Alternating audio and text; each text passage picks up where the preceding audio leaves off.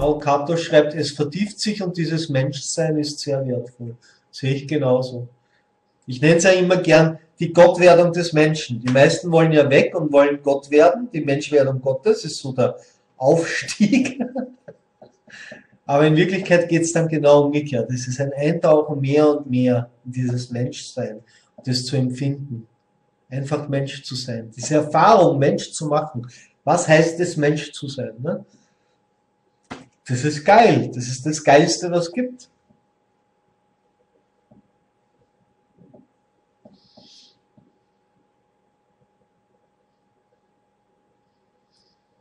Ja, man muss nicht einmal bei sich bleiben. Ne? Mal das, gar nichts muss man. Da ist alles, jeder Aspekt erlaubt, so komplett und total. Vollkommen.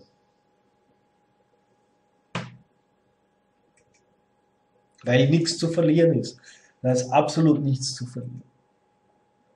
Das ist ja gerade das. Das, was man verlieren kann, das hat man dann eh schon verloren.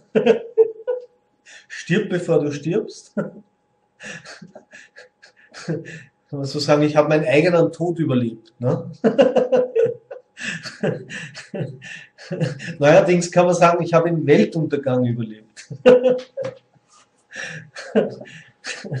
Also ist nichts mehr zu verlieren, absolut nichts mehr. Es kann nicht genommen werden, das ist so das Größte, das Wichtigste. Am Anfang sind da Zweifel, vor allem wenn Ichen geschieht, dann glaubt man, oh Gott, ist da wieder ein Ich oder sonst was. Ja, das sind Zweifel, das sind dies und das, da können die ärgsten Zweifel entstehen oder irgendwas ist verkehrt mit einem, weil man das Ich verloren hat oder whatever, ja.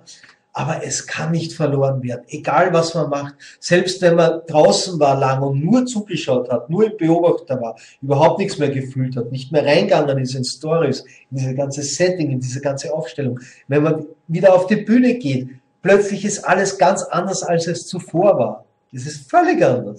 Es ist ein völlig anderes Spiel, völlig anderes Setting. Ja. Es kann nicht verloren werden. Egal wohin du gehst, wer immer diese Worte jetzt hört, egal wohin man geht, es kann nicht verloren werden. Es ist immer, immer, immer da, in jedem Zustand, in jeder Handlung, in allem. Ja, immer. Das Brutale ist, es ist vorher schon immer da, bei jedem Menschen. Ja, egal ob es wahrgenommen wird oder nicht. Ja. Das ist dann halt die göttliche Show. Ja.